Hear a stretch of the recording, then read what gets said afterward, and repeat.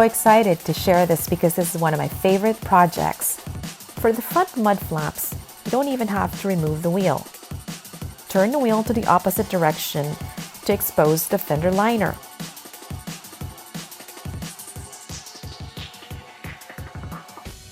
As you can see here, there are 3 visible fender liner clips, but there's also one at the bottom.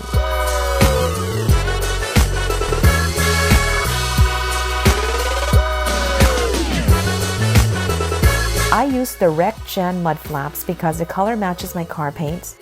There are 4 holes on the mud flaps as shown. As I'm staring through the red mist, I feel my blood boiling as I'm clenching my fist so hard. My heart rate goes up to the top and my mind feels... It'll come with 2 plastics with hardware for the front and for the rear. First is to make sure you prepare the hardware first. And I always want to be organized by laying out all the hardware and making sure I'm not missing anything.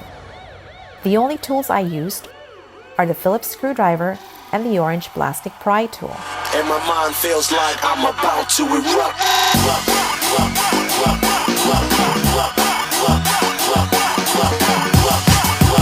Unscrew the liner clips with a Phillips screwdriver.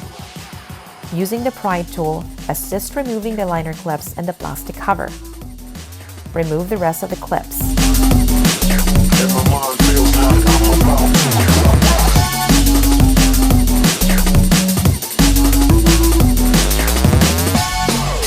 Pull the cover back and expose the mounting points in the rear of the fender liner.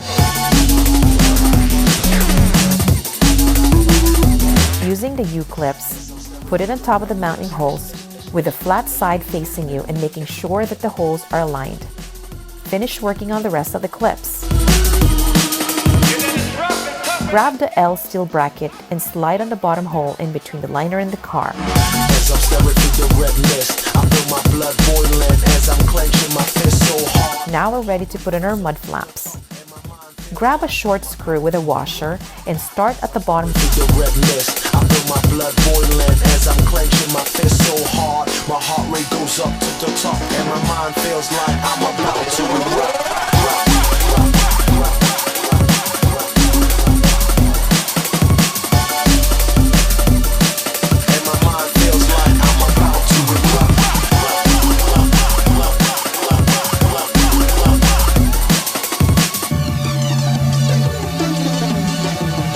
Then grab the long screw and place it on the 3rd hole with a washer and a small thick spacer. Make sure that the small spacer is behind the mud flaps. Guide both sides to make sure it's tight and aligned. Put in the rest using the short screws with the washers. My tip is to leave it loose and align before tightening. As I'm staring through the red mist, I feel my blood boiling as I'm clenching my fist so hard. My heart rate goes up to the top and my mind feels like I'm about to erupt.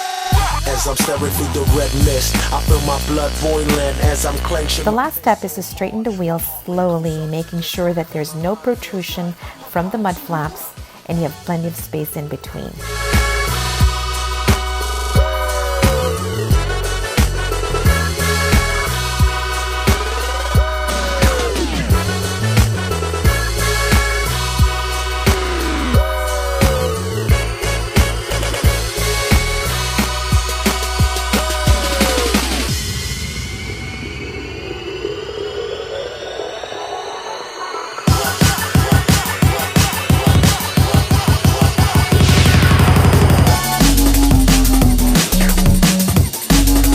I hope you like the finished product.